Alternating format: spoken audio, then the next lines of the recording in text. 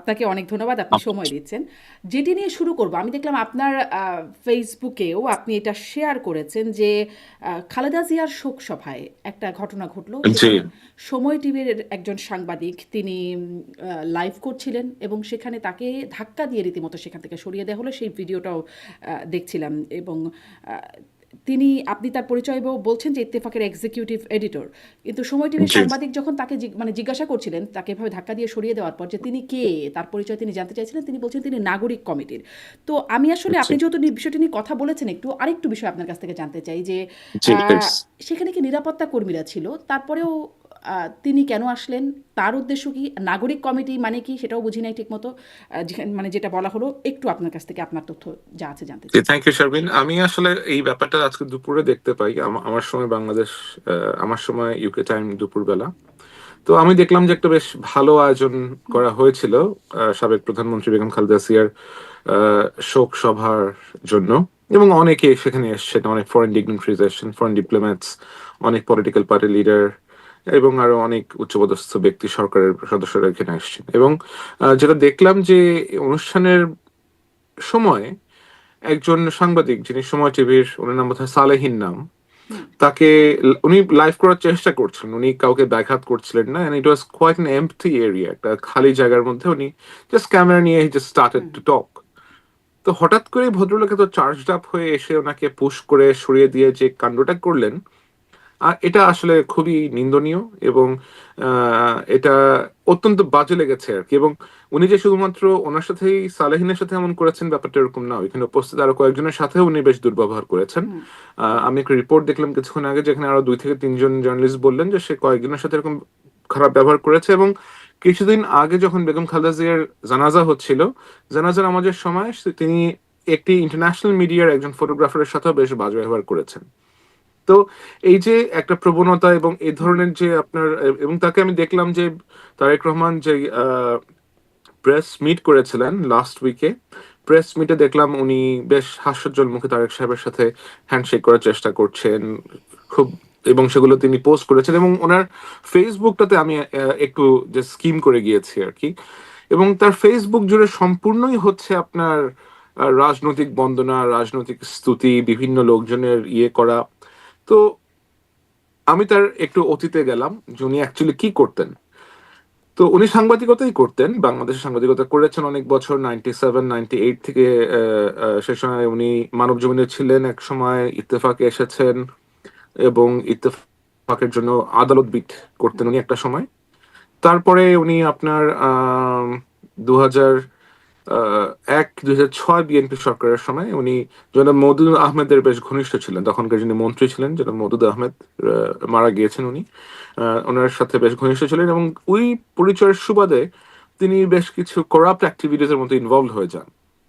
এবং যতটা জানি যে তার নামে দুদকও সে সময় মামলা করেছিল, এবং পরবর্তীতে তিনি দেশ ত্যাগ করে he left the country, he settle down in Australia. এবং সেখানে থেকে কলাম টলাম লিখছেন, কলাম অনেক টুকটাক কাজকর্ম করার চেষ্টা করেছেন, যেটা মূলধারা সাংবাদিকতা বলতে আমরা আমরা যেটাকে বুঝি ওরকম কোনো কিছু উনি সেখান থেকে অ্যাকচুয়ালি করেননি। তো 5ই আগস্ট পরবর্তী সময় উনি বাংলাদেশে ফেরত আসলেন। আহ, উম, ফেরত এসেই ধরেন ইত্তেফাকের মতো একটা পত্রিকার এক্সিকিউটিভ এডিটর বনে গেলেন। আবার উনি আহ, বাংলাদেশ টি বোর্ডের ইন্ডিপেন্ডেন্ট ডাইরেক্টর হয়ে গেলেন। উনি পিকেএসএফ এর মতো একটা প্রতিষ্ঠানের পরিচালক হয়ে গেলেন। এবং ন্যাচারালি যখন তারেক সাহেব দেশে ফেরত গেলেন, তখন উনি ওনার যে বলয়ে আছে, ওনার আশেপাশে যে লোকজন আছে তাদের ঘনিষ্ঠ হয়ে তাদের বেশ কাছে যাওয়ার চেষ্টা করলেন। এবং 5 আগস্ট পরবর্তী সময়ে যতদিন পর্যন্ত অন্তর্বর্তীকালীন সরকারের সাথে উনি ঘনিষ্ঠ হওয়ার চেষ্টা করেছেন, এবং অন্তর্বর্তীকালীন সরকারের সময় অ্যাকচুয়ালি তাকে পিকেএসএফ এর পরিচালক এবং টি বোর্ডের পরিচালকের মতো পদগুলো দেয়া হয়।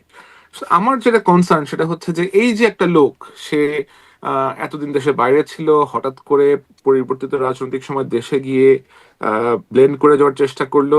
তাকে কোন যোগ্যতায় অথবা কিসের ভিত্তিতে অ্যাকচুয়ালি এই জিনিসগুলো দেয়া হলো, অথবা এগুলা দেয়ার প্রিরিকুইজিটটা অ্যাকচুয়ালি কি ছিল, তাকে কেন এগুলো দেয়া হয়েছে। এবং আমরা তার যে ধরনের অ্যাপ্রোচ দেখতে পেলাম আজকে, এই ধরনের অ্যাপ্রোচ কিন্তু আমরা বিগত সরকারের সময়ও, বিগত স্বৈরাচার শাসকের সময় আমরা দেখেছি। তো তাদেরও একটা এরকম গোষ্ঠী ছিল, তারা এইভাবে বিভিন্ন মিডিয়াকে হুম। আপনার সাপ্রেস করার চেষ্টা করতেন, মানুষকে এভাবে আক্রমণ করতেন। এবং একটা তোষামোদী ক্লাস ছিল যারা তোষামোদ করে করে করে করে এমন কাজ করতেন যেন আপনার কি বলে আর কি, হীরক রাজার দেশে যেমন হীরক রাজ্যের যেই চাটুকাররা ছিল, লাইক তারা সেভাবে ব্যবহার করতেন। তো আমি দেখতে পাচ্ছি যে ওরকম একটা প্যাটার্ন কি এখন ইভলভ করার জি, চেষ্টা ঠিক করছে কিনা। আমিও আপনার কাছে এই প্রশ্নটাই করব। ওরকম প্যাটার্ন আপনি যেই প্রশ্নটা করছেন, আপনার কাছে সেটা কি মনে হয় সেটা জানতে চাইবো। কিন্তু আসলে আপনি তার কথা বলছিলেন, আসলে গণমাধ্যম, প্রিন্ট মিডিয়া বলি বা ইলেকট্রনিক মিডিয়া সবখানেই তো আসলে এরকম একটা দখলদারিত্বর জায়গা চলে আসছে, যোগ্যতায় বা অযোগ্যতায় যেভাবেই হোক হয়ে গেছে। সেটি আমাদেরও একটা অভিজ্ঞতার ব্যাপার। কিন্তু আপনিও যে বলছেন তোষামোদি করার আগের কালচারটাই এখনো আসছে কিনা, তারেক রহমান চেয়ারম্যান হবার পর গণমাধ্যমে সংবাদকর্মীদের সাথে মতবিনিময় বা শুভেচ্ছা বিনিময় করেছেন, সেখানেও এই বিষয়টা একটা দেখা গেছে। তো আমি আসলে এই প্রশ্নটা করতে চাই যে সাংবাদিকরা, আমি প্রায় নিজে সাংবাদিক হিসেবেও সাংবাদিকদেরকে প্রশ্ন করি, এত তেল মারার চেষ্টাটা কেন করেন সাংবাদিকরা? আর আপনার কাছে আসলে যে প্রশ্নটা করতে চাই যে এই তেলে যে এই রাস্তাটা পিচ্ছিল হয়ে যাবে, তারেক রহমান কি স্লিপ কাটবেন নাকি তারেক রহমান কন্ট্রোলে থাকতে পারবেন? কি মনে হয় আপনার এখন তাকে দেখে? আমার মনে হয় ওনার আশেপাশে যারা আছেন, ওনার যারা উপদেষ্টা আছেন, ওনার ওনার যারা অ্যাডভাইজার আছেন, ওনাদের এই বিষয়গুলো খুব সিরিয়াসলি কনসিডার করা উচিত। এবং শুধুমাত্র তারেক সাহেবের কথা আমরা এখানে বলছি, ব্যাপারটা এরকম হওয়া উচিত না, কারণ আমাদের তো দেশে তো আরো রাজনৈতিক দল আছে যারা ইলেকশন করতে যাচ্ছে, তাদের আশেপাশেও এরকম ব্যক্তিরা আছেন, চেষ্টা করছে ভেড়ার জন্য। হুম। সো যারাই আগামীতে সরকার গঠন করতে চেষ্টা করবেন অথবা সরকার গঠন করবেন জনগণের ভোটে নির্বাচিত হয়ে, তাদের প্রত্যেকের উচিত হবে যেন মিডিয়ার সাথে অ্যাসোসিয়েটেড অথবা গণমাধ্যমের সাথে সংযুক্ত কর্মী যারা আছেন, তাদেরকে যেন অ্যাটলিস্ট তাদের কাজটা ফ্রিলি করতে দেওয়া হয়। তাদেরকে যেন, তাদের উপরে যেন কোনো ভীতির সঞ্চার করা না হয়। মানুষজন যেন ভেতর থেকেই কাজটা করতে পারে, কোনো প্রেসারে পড়ে অথবা কারো চাপ, কারো দ্বারা বায়াসড হয়ে অথবা কারো ইনস্ট্রাকশনে যেন মানুষকে কোনো হুম। কাজ করতে না হয়। কিন্তু আমরা যেটা দেখছি সেটা হচ্ছে যে বিভিন্ন মিডিয়া হাউসে পলিটিক্যালি আপনার সংশ্লিষ্টতা আছে, পলিটিক্যালি অ্যাফিলিয়েটেড ইন্ডিভিজুয়ালরা গিয়ে বিভিন্ন মিডিয়া হাউস দখল করে নিচ্ছেন, কাউকে বিদেশ থেকে এনে সেখানে পুনর্বাসিত করা হচ্ছে, কেউ কোনো মিডিয়া হাউসের সিইও হয়ে যাচ্ছেন। তো এই যে একটা অস্থির অথবা এই যে একটা নোংরা নোংরা প্র্যাকটিস বলবো আমি এটাকে, এটাকে বন্ধ করতে হবে। হ্যাঁ, এটাকে যদি যে পলিটিক্যাল পার্টিগুলো আছে তারা যদি এগুলো সাপোর্ট না দেন, তাহলে এরকম হওয়ার কথা না। যদি তারা বলেন যে আমার সাথে সংশ্লিষ্ট লোকজন যদি কেউ এরকম কোনো কিছু করে থাকে, then you'll be banned from my party, অথবা তুমি আমার আশেপাশে ভিড়তে পারবে না। এবং এটা করা কোনো ডিফিকাল্ট ব্যাপার না, আপনি ইচ্ছা করলেই লাইক এরকম মেকানিজম ইমপ্লিমেন্ট করা পসিবল। বাট কনসার্ন হচ্ছে যে পলিটিক্যাল পার্টিগুলোর কি সে সদিচ্ছা আছে কিনা, এবং তারা যদি সদিচ্ছা থেকে থাকে তাহলে তারা এটাকে ইমপ্লিমেন্ট করার জন্য কি করছে। জি, জি। এটিই তো খুব বড় একটা প্রশ্ন যে সদিচ্ছা আছে কিনা? নিশ্চয়ই সামনে ক্ষমতা নেবার পর দেখা যাবে বা দায়িত্ব নেবার পর দেখা যাবে সদিচ্ছা আছে কিনা। তবে একটা বিষয় গণমাধ্যমের দৃষ্টি আকর্ষণ করেছে যে তারেক রহমানকে যখন মাননীয় সম্বোধন করছিলেন মাননীয় চেয়ারম্যান, তিনি বলেছেন মাননীয় শব্দ বা এই ধরনের শব্দ ব্যবহার না করতে। এটি অনেকের দৃষ্টি কেড়েছে। আমি একটু এই যে তেলের বিপরীত কী হয় আমি জানি না। কিন্তু জনাব মাহমুদুর রহমান ওই সেই মতবিনিময় সভায় তিনিও কথা বলেছেন। তিনি বলেছেন যে শেখ মুজিবুর রহমান জানতেন না মুক্তিযুদ্ধ কিভাবে হয়েছে, আওয়ামী লীগের লোকজন যা বলেছে তাই তিনি মেনে নিয়েছেন, ফলে তিনি ব্যর্থ হয়েছেন। তারেক রহমানকে উদ্দেশ্য করে বলছেন, আপনি 17 বছর বাইরে ছিলেন, আপনি জানেন না কি হয়েছে, আপনার বিশিষ্ট লোকজন যা বলেছে সেটাই শুনছেন। 17 বছরের ইতিহাস বলছেন যে তিনি বর্ণনা করবেন যদি তাকে 15 মিনিট অন্য কোনো অনুষ্ঠানে সময় দেওয়া হয়। মানে তিনিও তো এই পুরো 17 বছর ছিলেন না, বাইরেও ছিলেন, বিভিন্ন মানে দেশের বাইরে ছিলেন। তিনি যেটি বলবেন মানে তিনি জানেন, তারেক রহমান জানেন না। এই বিষয়টি আপনি কিভাবে দেখছেন? এবং তারেক রহমানের পাশের বন্ধুরা বা বিশিষ্ট ব্যক্তিরা তারা আসলে ঠিক বিশ্বাসযোগ্য নয়, এমনই কি ইঙ্গিত? আহ, আমার আমি যেহেতু ইউকেতে থাকি এবং এখানে থেকে জার্নালিজম করছি, তো আমার পেশাগত কারণে তারেক রহমানের সাথে আমার বেশ কয়েকবার দেখা হয়েছে, কথা হয়েছে, পার্সোনালি আমার ইন্টারেক্ট করার সুযোগ হয়েছে, ওয়ান টু ওয়ান বসার সুযোগ হয়েছে, আমি অনেকক্ষণ কথা বলেছি ওনার সাথে, উনি আমাকে অনেকক্ষণ সময় দিয়েছেন। তো ওনার ভেতরে যে ধরনের পরিকল্পনা আছে, উনি যে ধরনের বিষয় ধারণ করেন, the way, the kind of optimistic man he is, ওনার এগুলা কোনো কিছুর প্রশ্রয় দেওয়ার কথা না একেবারেই। The man that I have met, the man with whom I had multiple discussions for hours, he is not someone যে এগুলা প্রশ্রয় দিবে।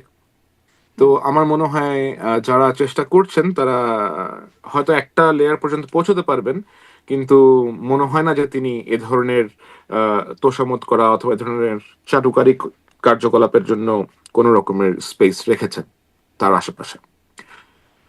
আর মাহমুদুর রহমান সাহেবের বিষয়ে যেটা বললেন, ওই যে যেটা বললাম যে ওনার সাথে ইন্টারাকশন করার আমার সুযোগ হয়েছে, so he is a very he is a very well informed man. উনি অত্যন্ত সচেতন, উনি অত্যন্ত জানেন বাংলাদেশে কি হচ্ছে, কোথায় কি হচ্ছে।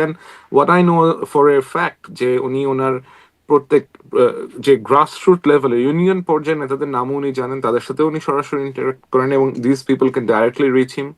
এবং অবশ্যই তার তো বাংলাদেশে লক্ষ লক্ষ নেতা কর্মী ছিল, তার বাংলাদেশে এত বিশাল বড় একটা পলিটিক্যাল পার্টি, তো নিশ্চয়ই তিনি সবসময় তো যোগাযোগ তো ছিলই। মাহমুদুর রহমান সাহেব তার বললা হবে না যে 17 বছর ছিলেন না, আপনি কিছু জানেন না। মাহমুদুর রহমান সাহেব নিজেও তো অনেক বছর ছিলেন না, উনিও হয়তো অনেক কিছু জানেন অথবা জেনে অনেক কিছু এখন অন্য অনেক কিছু অন্যভাবে করার চেষ্টা করছেন বাংলাদেশের ভেতরে। হুম। জি, আপনারা আসলে আরেকটা বিষয় যদি, যেহেতু মাহমুদুর রহমানের সম্পর্কে আসলে খুব ছোট্ট করে কয়েক 30 সেকেন্ড বা 1 মিনিটে যদি বলেন যে তার তুরস্কের নাগরিকত্ব নিয়ে কথা হয়েছে, মানে এটা কি কোনো আ মানে সমালোচনার জায়গা? উম অনেকেই তো ডুয়াল সিটিজেন আচ্ছা আছেন, আমাদের শারমিন, সরকারেও মানুষের আছেন। হ্যাঁ। না, আমি আপনাকে যেটা বলতে পারি যে ডুয়াল সিটিজেনশিপ হুম, থাকতে পারে, মানুষের থাকা সম্ভব। আমাদের কনস্টিটিউশন যেহেতু ডুয়াল হুম, সিটিজেনশিপ হুম। ধারীদেরকে সরকারের বিভিন্ন পদে, মন্ত্রী অথবা উপমন্ত্রী, প্রতিমন্ত্রী, রাষ্ট্রের যে কোনো পদে নিয়োগ করা, এদের কনস্টিটিউশনাল যে পদগুলো আছে সেখানে নিয়োগ করা বার করে। সুতরাং সে সমস্ত পদে দ্বৈত নাগরিকদেরকে নিয়োগ করার কোনো সুযোগ নাই। যদি কেউ এটা জেনেও করে থাকেন, তারা ঠিক ঠিক কাজটি করেন নাই।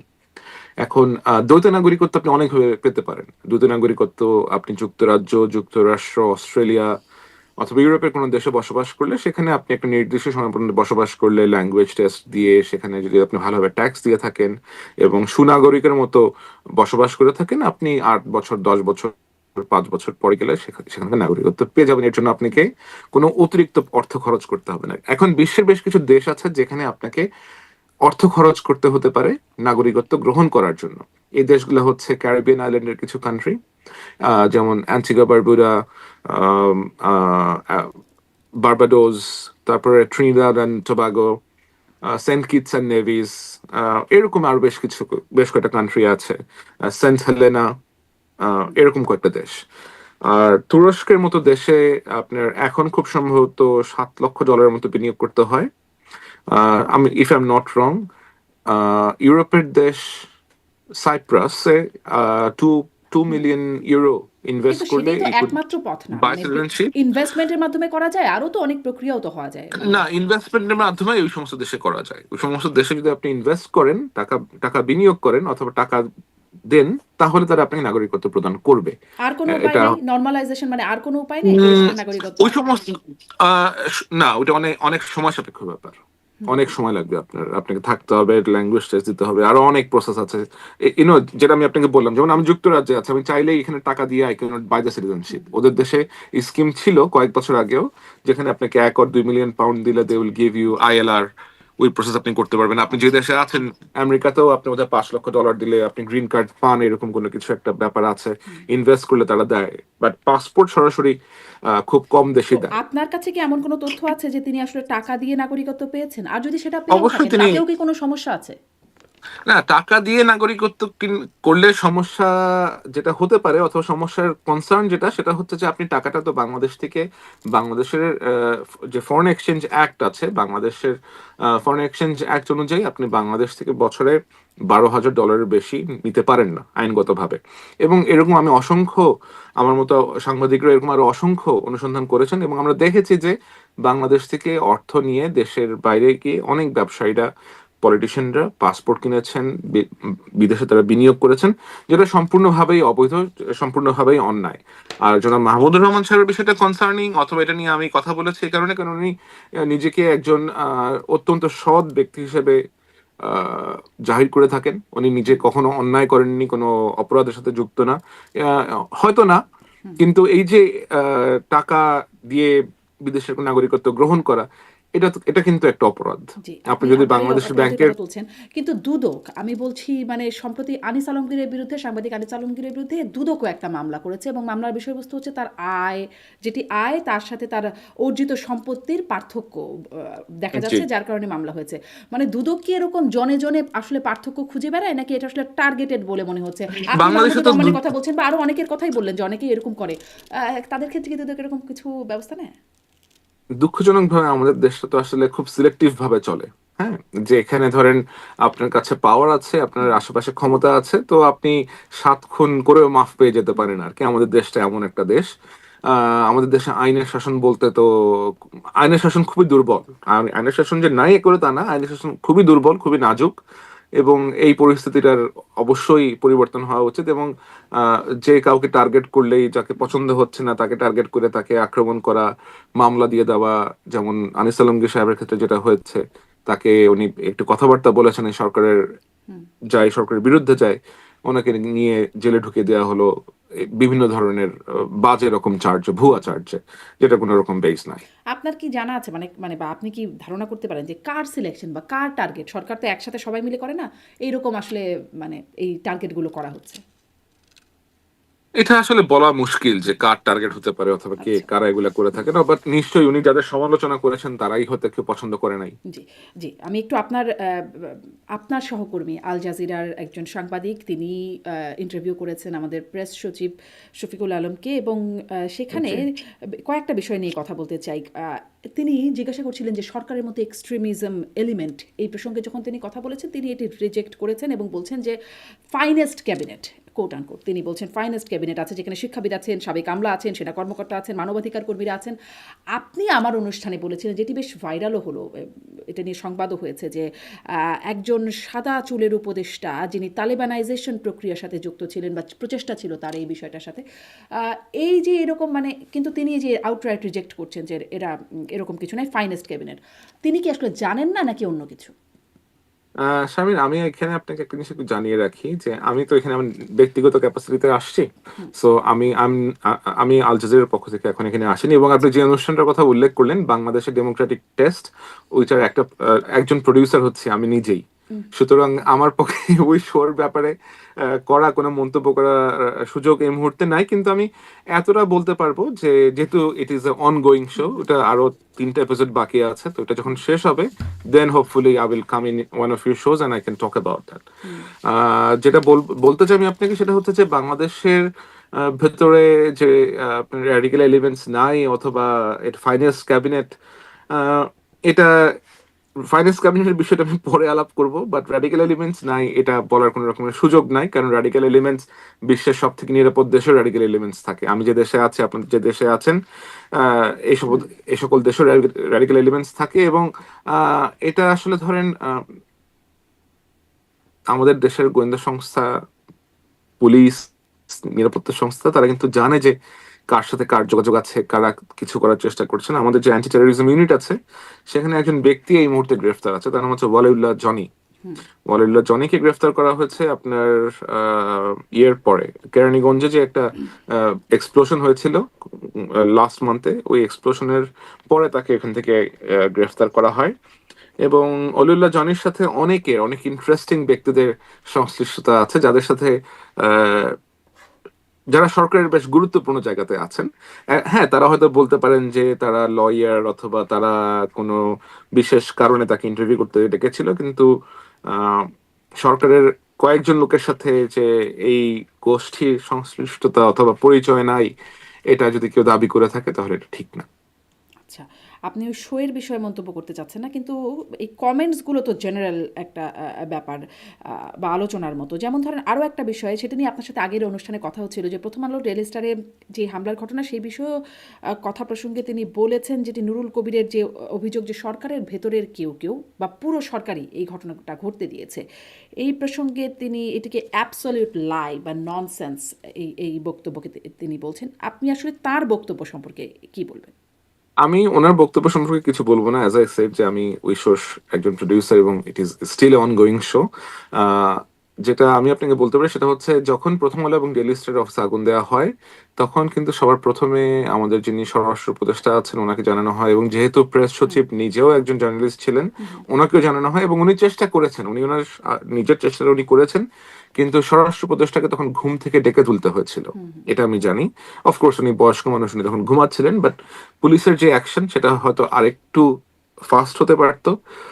সরকারের কেউ জেনে শুনে একটা হামলা হতে দিয়েছে এমন কেউ যদি কিছু বলে থাকে, আমার আমার আমার মনে হয় যে এটা আসলে it is a matter of investigation, যে আসলেও কেউ এরকম কিছু জেনে শুনে হুম করার চেষ্টা করেছে কিনা। ম্যাটার অফ ইনভেস্টিগেশন তো বটেই, কিন্তু মানে হুমকি থাকা সত্ত্বেও কোনো ব্যবস্থা কেন নেওয়া হলো না? এটা তো আসলে আগে থেকেই জানা ছিল, যখন হুমকি যখন এটা হামলা হলো অবশ্যই তখনই জানতো তো। তারা, অবশ্যই তারা জানতেন যে প্রথম আলো রিলিজের উপরে যে থ্রেট ছিল এটা তো অবশ্যই জানতেন। এবং আমরা তো জানি যে এরকম অনেকেই আছেন যারা সরকারের ভেতরে আছেন, তারা এই দুটো পত্রিকাকে একেবারেই পছন্দ করেন না।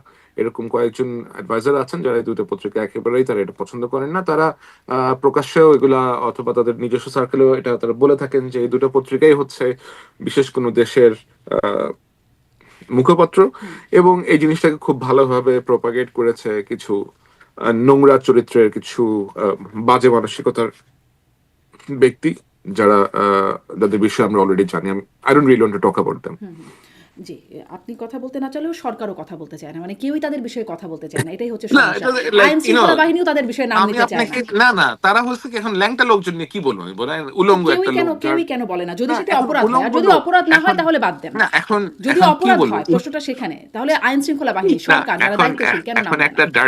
একটা ডার্টি মাইন্ডেড লোক, যার কত ডজন এরকম অ্যাপ, লাইক খুব বাজে রকমের ভালগার ছবি ওয়েবে ছড়িয়ে আছে, তারপরেও সে এসে নিজের এই সমস্ত বাজে প্রোপাগান্ডা এগুলো বলার চেষ্টা করে। এখন যেটা আমরা জানি যে ন্যাংটার কোনো শরম নাই, এখন এটা বলে তো লাভ নাই। এখন যার শরম নাই, হুম যার সে সে জানে যে তার একটা ছেলে আছে, বড় ছেলে আছে, তার ছেলে এগুলো দেখতেছে, তার একটা ওয়াইফ আছে, তার ওয়াইফ এগুলো শুনতেছে তার বিষয়ে, তার মধ্যে তো কোনো রকমের বিকার নাই। এখন যে বিকার, যার মধ্যে বিকার কাজ করে না, তাকে তো আমাদের বলে লাভ নেই। লাইক প্রত্যেকটা জিনিসেরই একটা সময় গেলে মানুষ তার উত্তরটা পেয়ে যায়।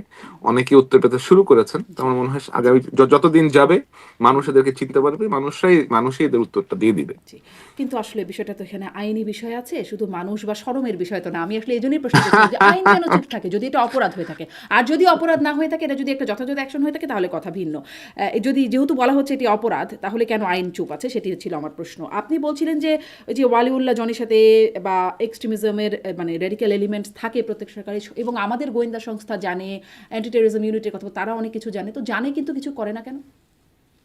জানে কিন্তু কিছু করে না, ব্যাপারটা এরকম না। এখন আমাদের দেশে যে পরিস্থিতি আছে এই মুহূর্তে ল এনফোর্সমেন্ট এজেন্সিরা ধরেন তারা আরো হিউম্যান পুলিশিং এর দিকে ঝুঁকছে, যেটা আমরা সবসময় চেয়েছিলাম যে আপনি পুলিশিং করবেন, but with with accordance with the human rights practices. তো সে কারণেই তারা জিনিসগুলোকে হুম বেশ সহনশীল ভাবে দেখার চেষ্টা করছেন, এবং যে প্রসেসটা তারা এখন ফলো করছেন বেশ হলিস্টিক ওয়েতে তারা এদেরকে জিজ্ঞাসাবাদ করছেন, তথ্য সংগ্রহ করার চেষ্টা করছেন, and I believe with time they will be able to extract the required information from them. আচ্ছা, আপনি এটাকে ইতিবাচকভাবে দেখছেন যে কাজ চলছে। একটু এই প্রসঙ্গে আসি, এবার একটু ক্রিকেটের দিকে যাই। ক্রিকেটে একটা বেশ জি। উত্তেজনা চলছে। আইপিএল থেকে মুস্তাফিজকে বাদ দেয়া, তারপরে তামিম সেটি নিয়ে মন্তব্য করায় তামিম ইকবালকে একজন বিসিবির পরিচালক এবং আর্থিক কমিটির চেয়ারম্যান নাজমুল ইসলাম তিনি বলে দিলেন তিনি ভারতের দালাল, সেটা নিয়ে আপত্তি। মানে ঘটনা পরম্পরাগুলো একটু ছোট করে বলছি যে তারপরে দেখা গেল যে সাংবাদিকদের প্রশ্ন জবাবে সেই পরিচালক বলছেন যে এক ক্রিকেটার একটাও বিশ্বকাপ আনতে পারে নাই, তাদের কাছে যে টাকা খরচ হয় সেটাকে ফেরত চেয়েছি, এরকম মানে প্রসঙ্গগুলো আসার পরে একটা উত্তেজনা তৈরি হলো। ক্রিকেটাররা দাবি করে বসলো তার পদত্যাগের, তিনি পদত্যাগ করলেন না।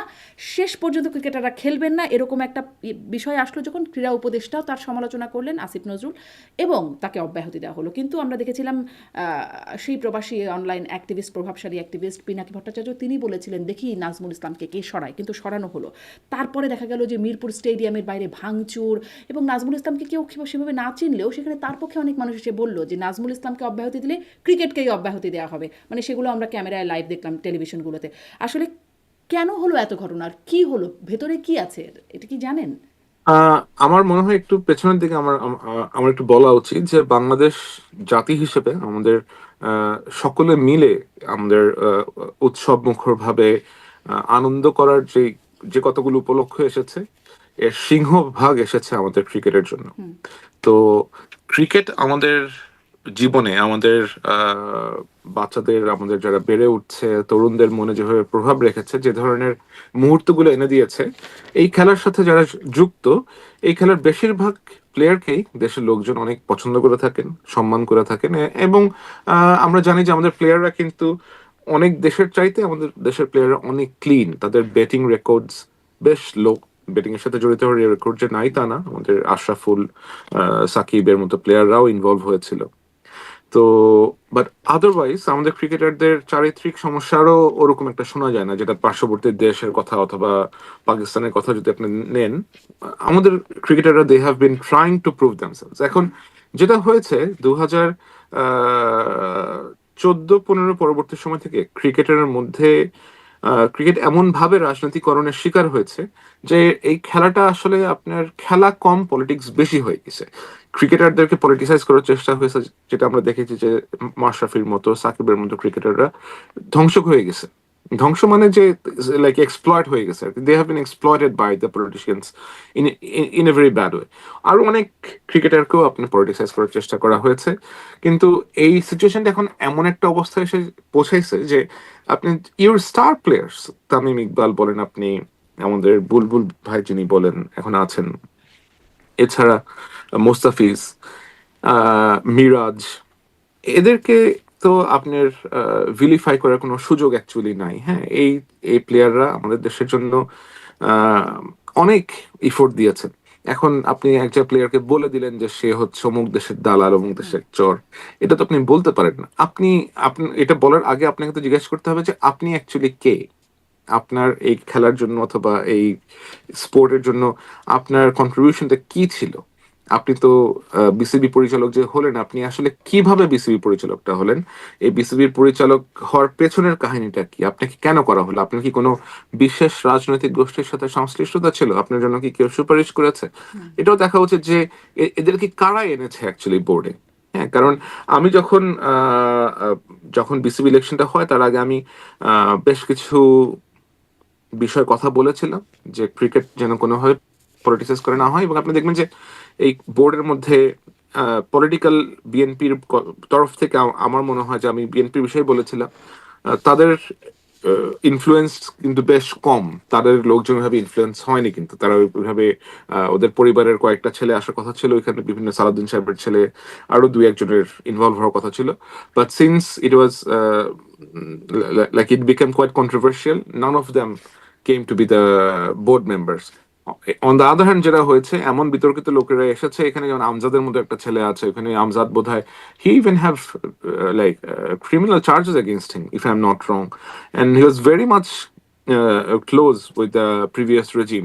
তো এরকম কন্ট্রোভার্সিয়াল লোকজনদেরকে নিয়ে এসে আপনি ক্রিকেটে ঢোকানো হয়েছে। সো কারা করেছে, কেন করেছে, এটা বিসিবির ব্যক্তিরাই হয়তো ভালো করে বলতে পারবেন, but there is no chance that you can vilify your players in such way. If you have anything personal against anyone, that should not go to the press. Like এটাকে আপনি একটা আহ, বাজে এক্সাম্পল হিসেবে সেট করেছেন যিনি এই কাজটি করেছেন। জি, এবং তার সাথে বা তাকে একরকম সমর্থন জানিয়ে ফেসবুকে পোস্ট করেছেন আরেক পরিচালক, সঙ্গীত শিল্পী আসিফ আকবরও। সেটি নিয়েও মানে আলোচনা ছিল, তিনিও বলছেন যে দালালদের নিকৃষ্ট মানে চিনে রাখার কথা, এরকম একটা কি যেন তিনি ফেসবুকে না, পোস্ট। জনাব আসিফ বলেন অথবা like cricket is a thing that should be ডেল্ট with sports sports people, এবং লোকজনের যারা এরকম আবেগী যারা হয়ে যায় না আর কি। হ্যাঁ, যে আপনি এত হ্যাট্রেড, এত ঘৃণা, এগুলা দিয়ে তো আপনি ইউনো জীবন তো আবেগ দিয়ে চলে না অ্যাকচুয়ালি, জি, তাই না? আহ, আপনি একটা প্লেয়ারকে বলে দিলেন দালাল, what is the basis of it, সে দালাল হলো কিভাবে? এবং আমি তো তামিম স্পিচটা শুনেছি, সে তো এখানে দালালির মতো কোনো কথাবার্তা তো সে বলে নাই কোনো রাষ্ট্রের জন্য। জি। তিনিও একটু জাস্ট চিন্তা করে, আবেগে না গিয়ে আপনার মতোই বলছিলেন যে চিন্তা করে, ভবিষ্যতের কথা চিন্তা করে সিদ্ধান্ত নেওয়ার কথা বলেছিলেন। মানে এই যে আপনি বলছেন যে কিভাবে এরা জায়গা পেল বা নিয়োগ পেয়ে গেলেন, ওই সেই শুরুর যে প্রসঙ্গটা ছিল সালেউদ্দিন, তিনিও নানান সংশ্লিষ্টতা বা খাতিরে এসে এতগুলো পোস্ট পেয়ে গেলেন। এদিকে এখানেও এখানেও খাতিরে আসলে ক্রিকেট বোর্ডের বিভিন্ন জায়গায় না, ইন্টারেস্টিং হলো যে সালাউদ্দিন তো 5ই আগস্টের পরে আসে, তখন কিন্তু কোনো পলিটিক্যাল পার্টির আমার জানার মতো এতটা ইনফ্লুয়েন্স ছিল না যে তাকে আপনার পিকেএসএফ এর পরিচালক বানা দিবে, টি বোর্ডের পরিচালক বানা দিবে। এটা টি বোর্ডের পরিচালক তো he became in last year actually, যে 25 সালে সেটা হয়েছে। কিভাবে হয়েছে? ইত্তেফাকের এক্সিকিউটিভ ডাইরেক্টর সে কিভাবে হলো, কারা করেছে? এরকম আরো কয়েকটা পত্রিকাতে, কয়েকটা টেলিভিশন চ্যানেলেই আছে।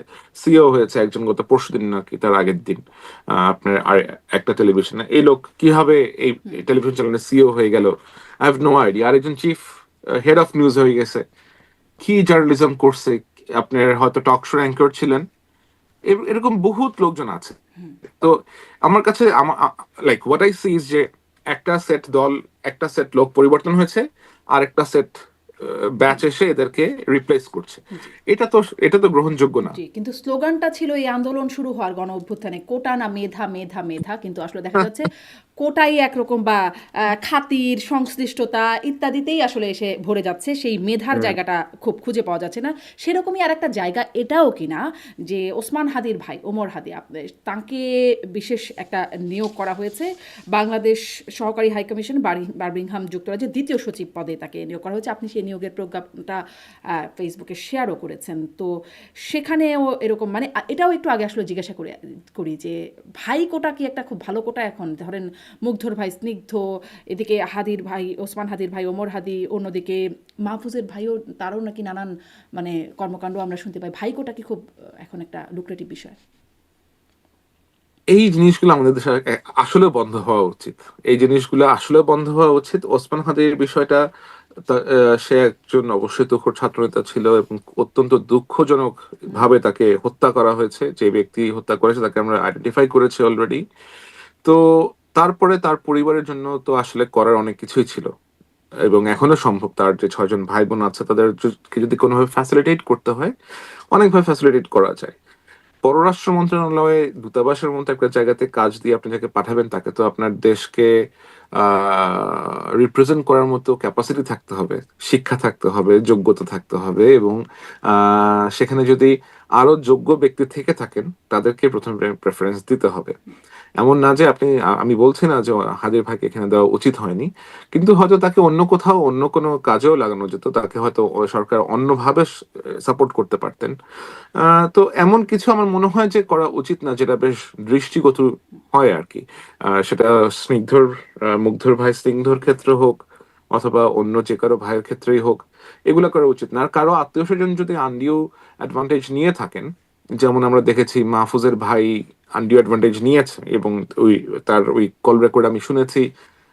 এবং এরকম আরো বেশ কয়েকটা ঘটনার সাথে তার ইনভলভমেন্ট আছে, এটা এটা অস্বীকার করার কোনো উপায় নাই।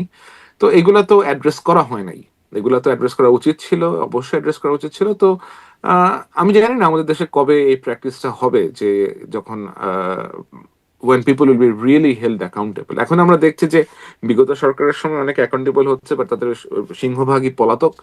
আমরা দেখছি না যে এরা গিয়ে জেল জরিমানা অথবা আপনার আদালতে যাচ্ছে, অথবা লাইক যে কনসিকুয়েন্স সেটা ভোগ করছে করছে হয়তো, তাদের সংখ্যা খুব কম আর কি। জি, তাহলে আসলে স্লোগানটা এখন বদলেই মনে হয় ফেলা যায়। আই মানে আপনি যে এখন প্রোগ্রামটা শেয়ার করছেন তার কমেন্টসে আমি দেখছিলাম অনেকে বলছেন যে লাশকে ক্যাশ করার একটা বিষয় তৈরি হচ্ছে কিনা এখানে, মানে সরকার আন্দোলনটাকে দমিয়ে ফেলতে চাইছে কিনা এর মাধ্যমে, বা নিয়ন্ত্রণ করে ফেলবে কিনা। আসলে কি লাশকে ক্যাশ করার কিছু হচ্ছে এখানে? আমার আমার মনে হয় হাদির এই হত্যাকাণ্ডকে কেন্দ্র করে বিশেষ কিছু গোষ্ঠী আহ, দেশে এমন একটা সিচুয়েশন তৈরি করার জন্য, ক্ষেত্র ক্ষেত্র তৈরি করার জন্য আপ্রাণ চেষ্টা করে চলেছে, যেটা আসলে আমার কাছে ঠিক নর্মাল বলে মনে হচ্ছে না। এটা একটা দুঃখজনক ঘটনা, এবং এটা ইনভেস্টিগেশন হয়েছে, ইনভেস্টিগেশন আরো করা হচ্ছে, যারা কিলার আছে তাদেরকে আইডেন্টিফাই করা হয়েছে। তো you need to give the government some time, এবং যারা ল এনফোর্সমেন্ট এজেন্সি আছে, গিভ দেম সাম টাইম। এটাকে নিয়ে আপনি রাস্তা ব্লক করা, অথবা এটাকে নিয়ে আপনি আরো জিনিসটাকে ঘোলাটে করার চেষ্টা করা, আমার মনে হয় না যে কেউ এগুলা কোনো পজিটিভ কারণে করছেন। পজিটিভ কারণে যদি কেউ করে থাকেন, দেন যে ধরনের বক্তব্য তারা দিচ্ছেন, যে ধরনের মন্তব্য তারা করছেন, বেশ আপত্তিজনক। বেশ বেশ আপত্তিজনক। এ ধরনের মন্তব্য আমরা বাংলাদেশের পলিটিক্যাল সিস্টেমে অথবা পলিটিক্যাল কালচারে এগুলা বেশ নতুন আর কি, এবং এগুলা কোন বেশ ভালো সাইন মন্তব্যগুলোকে না। আপনার মানে এরকম মনে হচ্ছে, আপত্তিজনক মনে হচ্ছে? যে ধরনের গালিগালাজ, ও যে আচ্ছা। ধরনের ভাষা তারা ব্যবহার করে থাকেন, যে ধরনের পলিটিক্যাল রেটরিক তারা ইউজ করে থাকেন, যে উপদেষ্টাদেরকে থাপড়ায় দিবে, উপদেষ্টাদেরকে হুম। চটকানা দিবে, থাপ্পড় দিবে, এগুলা কি আপনার মনে হয় যে এগুলা কোনো স্টুডেন্টদের মুখের ভাষা হতে পারে অথবা কোনো ভদ্র লোকের সন্তানের মুখের ভাষা হতে পারে? আমরা তো পলিটিশিয়ানদেরকে দেখেছি, আমরা তো ছাত্র নেতা নতুন দেখিনি, আমরা তো 90s এর ছাত্র নেতাদেরকে দেখেছি, মাঝখানে ছাত্র নেতাদেরকে আমরা দেখেছি, লাইক ইউনো, এবং এই ধরনের অ্যাবিউজিভ কথা ব্যবহার করে আপনি যে নিজেকে পপুলার করার চেষ্টা করবেন, এটা আসলে সাস্টেইনেবল হবে না আর কি। হ্যাঁ, কারণ হিস্ট্রি উইল জাজ যে এটা গ্রহণযোগ্য নাকি এটা গ্রহণযোগ্য না। আমরা তো সভ্য সমাজে বাস করি। আপনি কাউকে জঘন্য ভাষায় আক্রমণ করবেন এবং মনে করবেন that will become popular because you said that, and এটা এটা এটা সাহসিকতা না, এটা হচ্ছে এক ধরনের ছ্যাচরামি করা। আমি এটাকে ছ্যাচরামি করাই এই বলবো। ছ্যাঁচড়ামিটা নিয়ে আগের অনুষ্ঠানেও আলোচনা হয়েছিল এবং প্রায়ই আসলে এই বিষয়টা আলোচনা হয় যে আমাকে এখন ডিকশনারি ঘেটে অনেক কিছুর মিনিং বের করতে হয়, যে কথাগুলো আসলে শুনি নাই, যে গালিগালির কথাগুলো বলছিলেন আমি আসলে জানিও না আমার অজ্ঞতার জায়গা থেকে। কিন্তু এটি শুধুমাত্র গালাগালির মধ্যেই নয়, শিক্ষকদের টেনে নামানো, ছাত্র নেতাদের কাছ থেকে এরকম আচরণ, মানে এটির কেন উদ্ভব হলো? এগুলো একেবারে আনপ্রেসিডেন্ট। আমি হুম গতকালকে হুম দেখলাম যে একটা রিক্সাওয়ালা, একজন রিক্সা চালক, তিনি ছাত্রদেরকে বলতে গেছেন যে আমি অনেকক্ষণ ধরে রিক্সা চালাচ্ছি, বাট আমি কোনো ভাড়া পাচ্ছি না, তোমরা নিশ্চয়ই আমাকে খাবার দিবা না, তোমরা নিশ্চয়ই আমার পরিবারের মুখে অন্ন জুটাবা না। এবং এরকম আমি আরো বেশ কিছু ঘটনা দেখলাম যে হুম অ্যাম্বুলেন্স আটকায় রাখছে, মানুষজনের জীবন যাত্রা ব্যাহত হুম করে দিচ্ছে। তো এরা এগুলা করে আসলে এমন একটা দিকে নিয়ে যাচ্ছে, যারা একসময় তাদের এই সমস্ত কজের প্রতি সিম্প্যাথেটিক ছিল অথবা সহানুভূতিশীল ছিল, তারাই কিন্তু they will turn against you. Hmm. And if they turn against you, if the mass people turn against you, you can't do anything about it. কারণ সাধারণ লোকজনকে থামিয়ে রাখা সম্ভব না অ্যাকচুয়ালি। আপনাদের সংখ্যা কত? আপনার তো ছাত্র, আপনি আপনার নিজের উদ্দেশ্য হাসিল করার জন্য একটা রাস্তার মোড়ে গিয়ে ব্লক করে রাখছেন, আর কয়েকজনকে নিয়ে আসছেন, সখানে লোকজন হয়েছে। যদি ঢাকা শহরের সব রিক্সাওয়ালা একত্রিত হয়ে তখন আপনাদেরকে আক্রমণ করতে আসে, তখন আপনি কি করবেন? আপনি হয়তো বলবেন যে আরো ছাত্ররা আসে, কিন্তু আরো ছাত্ররা কি এগুলা চায়? আরো ছাত্ররা কি চায় রাস্তা বা ঘাট বন্ধ রেখে পড়াশোনা থামায় দিয়ে এই সমস্ত কাজ কার্যকলাপ করে বেড়াতে? এগুলা কি ছাত্রদের কাজ? জি, এই প্রশ্নের উত্তর মানে আসলে কেউ দেন নাই এই সরকার আসার পরে। কিন্তু আপনি বলছিলেন যারা আসলে এই আন্দোলন বা ইনকিলাব মঞ্চ থেকে যেটা করা হচ্ছে সেটি খুব আ পজিটিভ কারণে বা উদ্দেশ্যে করছেন বলে আপনি ধারণা করতে পারছেন না। কিন্তু না, আমি আপনার তো আন্দোলন আপনি করতেই পারেন। হ্যাঁ, এভরিথিং হ্যাজ নিশ্চয়ই। It's holistic approach, there are holistic approach. আপনি এটাকে ভালোভাবে করতে পারেন, পিসফুলি করতে পারেন, রাস্তা ব্লক না করে, আপনি রাস্তা না থামায়, রাস্তার মধ্যে ব্লকের সৃষ্টি হুম, না হুম। করে অনেকভাবেই করা যায়। আপনার you need justice to be served, for to to serve the justice there wise. আপনি বাংলাদেশের পার্লামেন্টের সামনে একটা টেন্ট করে সেখানে গিয়ে বসেন। হুম, আমি যে দেশে থাকছি, ইউকে, এখানে লন্ডনে, আপনি দেখবেন যে প্রাইম মিনিস্টারের বাসার অপোজিটে লোকজন টেন্ট করে করে থাকে পারমিশন নিয়ে। পার্লামেন্টের অপোজিটে একটা জায়গা আছে, এমটি জায়গা, সেখানে মানুষজন গিয়ে টেন্ট করে তাদের নিজস্ব যে দাবি দাওয়া আছে হুম। তারা ওখানে গিয়ে বসে থাকে চুপ করে, এবং প্ল্যাকার্ড ট্যাকার্ড নিয়ে থাকে। অ্যাবিউজিভ গালিগালাজ তো কেউ করছে না, রাস্তা তো কেউ ব্লক করছে না। The moment you will block road, ওদের যে সোয়াট আছে, সোয়াট চলে আসবে, স্পেশাল পুলিশ স্কোয়াড চলে আসবে, and they will drive you out. আপনি ডেমোক্রেটিক রাইট বলে লাইক মানুষের জনজীবন দিনের পর দিন বিপর্যস্ত করবেন? হ্যাঁ, আপনি অনুমতি নিয়ে আসেন পুলিশের কাছ থেকে, তারপরে সেটা করেন। এবং তাদের সেই রাগান্বিত চেহারাটাও এখন দেখা যাচ্ছে যে মানে না, মানুষও আসলে ওদের ক্ষুব্ধ রাগান্বিত চেহারা আমার মানুষের মনে কথা হয় বলছি না যারা যে, আসলে ভিকটিম হচ্ছেন এইগুলোতে, হ্যাঁ তারা হ্যাঁ, সেটাই তারা এখন সেটাই আমি বেশ বলছি যে ক্ষোভ মানুষ, চাচ্ছেন। ওটাই ওটাই বললাম যে when they will turn against you, then you will actually have nowhere to go. জি, একটু সরকারের ভেতরে আপনি যেহেতু বিভিন্ন খোঁজ খবর রাখেন, আসলে কি কোনো খোঁজ খবর আছে কিনা যে সরকারও আসলে কি চাইছে? কারণ কি যে মানে সরকার তো একসময় বলেছিল যে আওয়ামী লীগকে নিষিদ্ধ করার কোনো পরিকল্পনা নেই। তারপরে হুট করে হাসনাত আব্দুল্লাহ কিছু মানুষজনকে নিয়ে যমুনা ঘেরাও করলেন এবং সাথে সাথে আওয়ামী লীগ নিষিদ্ধ করার সিদ্ধান্ত চলে আসলো। এখন এই ইনকিলাব মঞ্চ শুরুতে বলেছে যে হাদি হত্যাকাণ্ডের সুষ্ঠু বিচারের আগে কোনো নির্বাচন হতে দেওয়া হবে না। এখন তারা বলছে যে আমরা দরকার হলে এরপরের পদক্ষেপ হিসেবে যমুনা ঘেরাও করব, সংসদ ভবন ঘেরাও করব, তারপরে ওই টেনে নামানো বা থাপ্পড় দেওয়া ইত্যাদি নানান রকম বিষয় আসলে বলছে। সরকার কি আসলে এটাকে জিইয়ে রাখতে চায় নাকি এটাকে দমন করতে চায়? সরকারের আমার কি মনে কোনো হয় উদ্দেশ্য এই আছে? এই উত্তরের জন্য আমাদেরকে 12ই ফেব্রুয়ারি পর্যন্ত অপেক্ষা করতে হবে। আজকে তো হচ্ছে 16ই জানুয়ারি, হুম, আর তো মাত্র 3টা সপ্তাহ, 4টা সপ্তাহ। হুম, সো যদি আমরা দেখি যে 3-4 সপ্তাহে ইন্টারেস্টিং অনেক কিছু হচ্ছে, যেটা সরকারের মদত ছাড়া অথবা সমর্থন ছাড়া সম্ভব না, তাহলে আমরা বুঝে নিব কি হচ্ছে অ্যাকচুয়ালি, কারা হুম, করছে, কি কারণে করছে। আর যদি দেখা যায় যে না, তারা আসলেও ট্রানজিশন চায়, তারা আসলেও একটা ফেয়ার ইলেকশন কন্ডাক্ট হোক এটা চায়, তখন আমরা দেখতে পারবো যে এগুলা হয়তো তখন অনেকটাই সীমিত হয়ে যাবে। এবং দে উইল অফকোর্স, সরকার আসবে, সরকার যাবে, তাদের যে দাবি দাওয়া আছে নিশ্চয়ই পরবর্তীতে যারা সরকার গঠন করবে it can be address to them as well. এমন না যে এটা আপনার হারিয়ে যাবে। জি, জুলকারনাইন স্যার, নিশ্চয়ই অনেক ধন্যবাদ আপনাকে। অনেক প্রশ্নের সমাধান বা উত্তর নিশ্চয়ই 12 তারিখে বা তার আগেই আমরা জি, পাবো। জি, তখনও নিশ্চয়ই আপনার সাথে কথা বলবার সুযোগ হবে। ইনশাল্লাহ আপনি কোনো শারমিন। প্রশ্নের উত্তর পেলেন কিনা, কোনো বিশেষ খোঁজখবর পেলেন কিনা, অনেক ধন্যবাদ আপনাকে যুক্ত অল হওয়ার দ্য জন্য। Best, you too, thank you Sharmin, আসসালামু আলাইকুম, জি, আল্লাহ ওয়ালাইকুম হাফেজ, আসসালাম, বাই। আপনাকেও ধন্যবাদ। ওকে।